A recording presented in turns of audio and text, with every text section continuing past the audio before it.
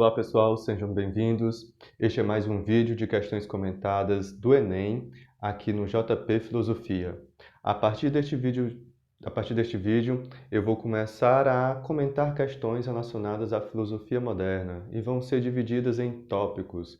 Questões relacionadas ao conhecimento, questões relacionadas à ética e questões relacionadas à política, que são as principais questões que caem no Enem do ponto de vista filosófico. Neste vídeo, eu vou falar de dois extremos que existem dentro da perspectiva política, né? E que também tem relação com a perspectiva moral e ética. São dois exemplos que se relacionam ao início da modernidade. Um se relaciona ao início da modernidade, o outro se relaciona ao fim dela. Então, esses são os extremos. Como é que a política se define no início da modernidade e como é que a política se define no final dela? Claro que tem um entremeio aí com vários pensadores, mas aí a gente vai ver agora polos opostos. Então, vamos começar. A primeira questão é justamente sobre o início da questão política na modernidade. No caso, com o filósofo italiano Nicolau Maquiavel. Então, Nicolau Maquiavel, na sua obra O Príncipe, no século XV, vai começar a fazer a gente pensar na questão política moderna. E aí ele vai deixar bem claro o que é essa política para ele, quando ele diz, por exemplo, nesse texto do O Príncipe aqui, o seguinte: o príncipe, portanto, não deve se incomodar com a reputação de cruel, se seu propósito é manter o povo unido e leal. De fato, com os poucos exemplos duros, poderá ser mais clemente do que outros, que, por muita piedade, permitem os distúrbios que levam ao assassínio e ao roubo. Uma questão muito clara dentro do pensamento político Maquiavel é a oposição dele em relação ao ponto de vista político antigo. Se, do ponto de vista político antigo, a moral define um bom governo, e nesse sentido, o príncipe, o rei, o político no poder, ele deve ser uma pessoa moralmente boa para um governo ser bom, né? E um governo bom é um governo moralmente definido a partir de determinadas regras que limitam o poder de ação, por exemplo, do político. Se a gente for pensar na democracia, ela tem um conjunto de regras que limita a ação do político para ele não fazer o que ele quer, né?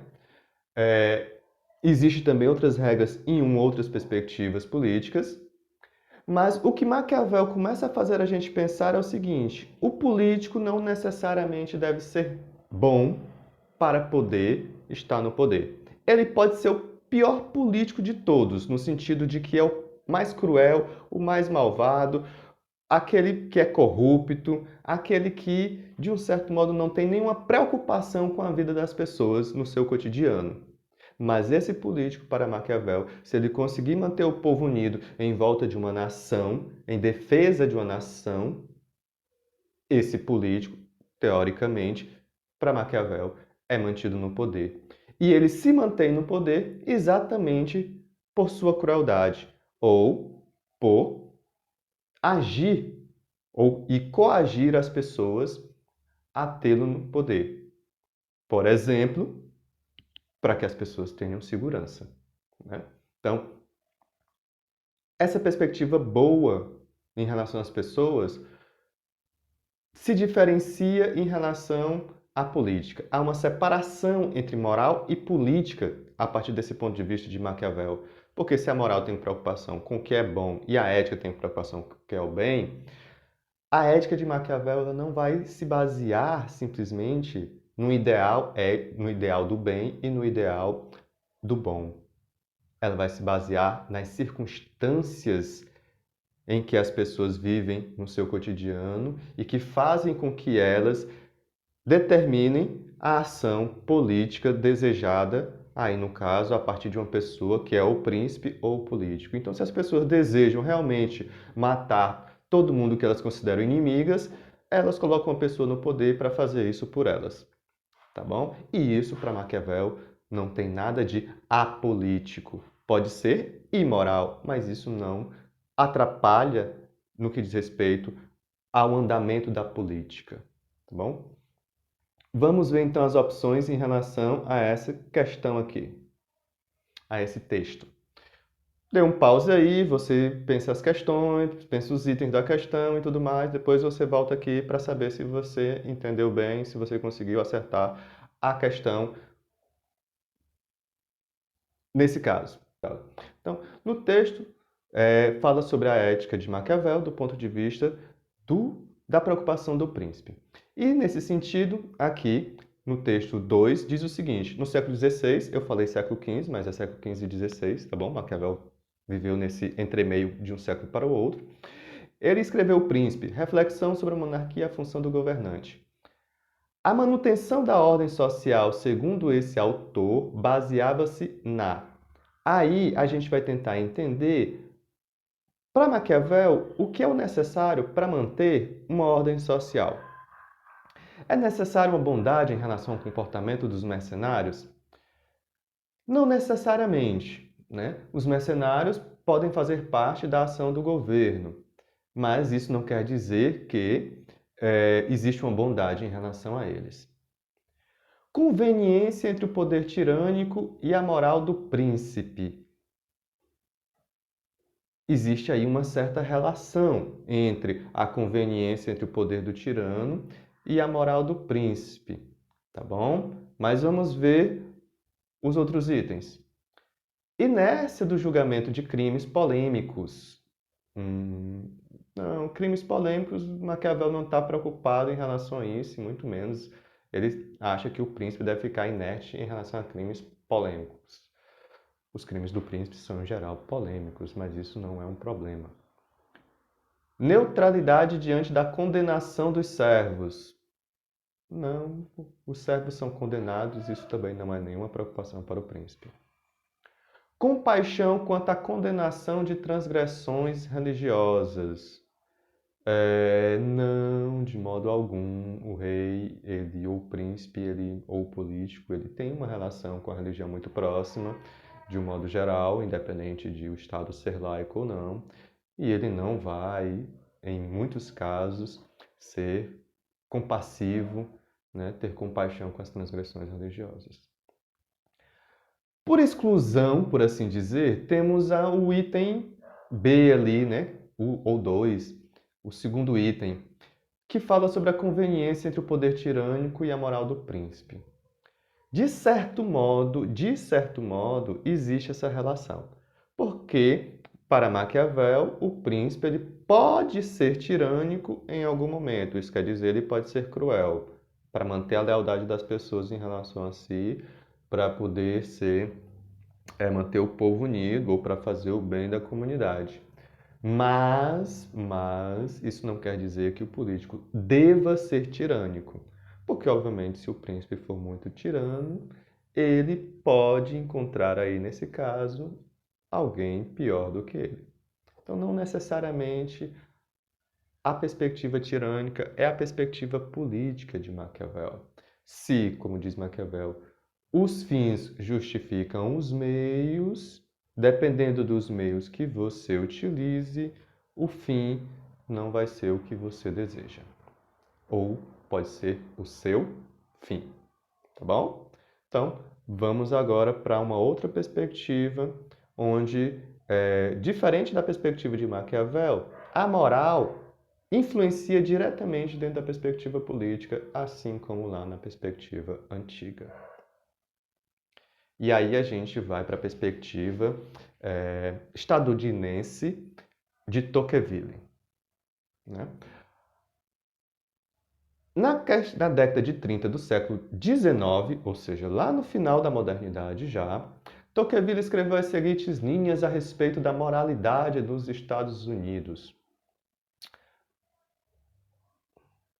A opinião pública norte-americana é particularmente dura com a falta de moral, pois esta desvia a atenção frente à busca do bem-estar e prejudica a harmonia doméstica, que é tão essencial ao sucesso dos negócios. Nesse sentido, pode-se dizer que ser casto é uma questão de honra. O que Tocqueville está fazendo aí em relação à política nos Estados Unidos é pensar que existe uma relação direta entre moral e política. E que se a pessoa não for moral, a pessoa não pode ser política. E isso é muito claro dentro da perspectiva norte-americana ainda hoje, quando nós vemos casos relacionados à moralidade impactando muito, né, as questões políticas nos Estados Unidos. Mas, obviamente, nem tudo é desse modo. Vamos ver aqui os itens para a gente entender melhor essa questão.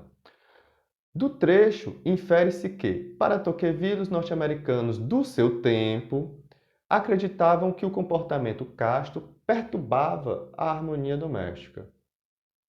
Né?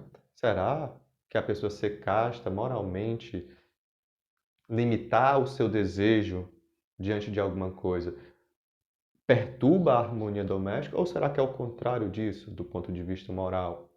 Quanto mais uma pessoa seja moral, quanto mais ela negue os seus desejos e os seus interesses individuais, mais política ela se torna. Tinham, na vida moral, uma garantia de enriquecimento rápido.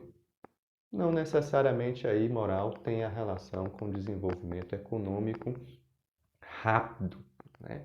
No sentido de que você ser bom vai fazer você ficar rico. Isso é algo pressuposto dentro de uma determinada religiosidade, mas não tem é uma questão individual e não necessariamente política. Buscavam o êxito descurando as virtudes cívicas. Pelo contrário, os estadunidenses são pessoas absurdamente cívicas do ponto de vista patriótico em relação às perspectivas sociais e políticas deles. Existe um civismo, não necessariamente uma civilidade, muito forte entre eles. Relacionavam a conduta moral dos indivíduos com o progresso econômico. Olha só que interessante, né? Ou seja, quanto mais moral eu for, quanto melhor ou bom eu for, né, mais eu vou progredir economicamente. Isso é uma ideia interessante, certo? Né? A vida moral não é uma garantia de enriquecimento rápido, mas se você tem uma perspectiva, uma conduta moral, no sentido de que se você faz o bem ou algo bom, você faz progredir economicamente aí a nação. Isso, ou politicamente, né? Isso é interessante. Valorizavam um conceito de honra dissociado do comportamento ético. Não dá para dissociar a honra de um comportamento ético. A honra, apesar de ser um conceito bastante moral, ela tem relação com a perspectiva ética quando ela está diretamente relacionada a uma responsabilidade. A honra é você ter um determinado status que você quer manter, mas esse status ele é mantido exclusivamente pela sua ação. Se você fizer alguma ação dissociada do que você representa enquanto status, você aí, nesse caso, perde a sua honra e o seu comportamento não é visto mais como ético. Nesse caso, o item que mais se aproxima aí, que a gente pode relacionar como resposta a essa pergunta, a esse item, é a ideia de que os estadunidenses relacionavam a conduta moral dos indivíduos com o progresso econômico. Existe uma perspectiva ética aí, uma perspectiva moral muito forte nos Estados Unidos, que vai fazer com que eles pensem uma relação disso com a perspectiva econômica. E a opinião pública vai fazer parte exclusivamente, vai fazer muito parte disso na medida em que a opinião pública ela cria, né, tanto uma perspectiva de ascensão das pessoas, ela possibilita uma ascensão das pessoas, como ela possibilita também uma destruição da vida das pessoas economicamente. Pessoas podem perder tudo de uma hora para outra por uma simples questão de opinião pública, tá bom? Então, e aí a gente percebe que a questão moral, ela influencia diretamente na perspectiva política, diferentemente do que pensava Maquiavel. E esses são os dois polos, por assim dizer, que a gente pode pensar a questão política.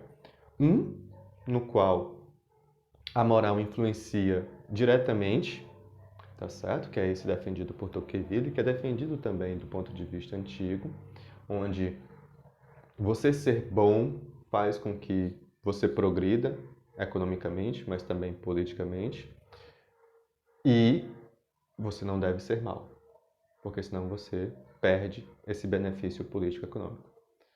Mas existe a outra perspectiva de que também, quanto mais cruel, quanto mais competitivo, quanto mais você derrotar os seus oponentes, os seus inimigos, destruir aquelas empresas que são suas inimigas, mais forte a sua nação vai ser, né? Então, uma nação forte, desse ponto de vista aí de Maquiavel, não é uma nação boa, não tem nada de boa. Uma nação forte politicamente é uma nação que impõe aos outros a sua vontade e muitas vezes, nesse caso, utilizando de meios cruéis, criminosos, para poder se manter no poder com a sua força, com a sua força, com a sua violência, com as suas armas atômicas, por exemplo, ameaçando todos. Tá certo? É isso. Até mais e vejam os próximos vídeos desse e os anteriores que já foram divulgados. Tá certo? Até mais e até a próxima.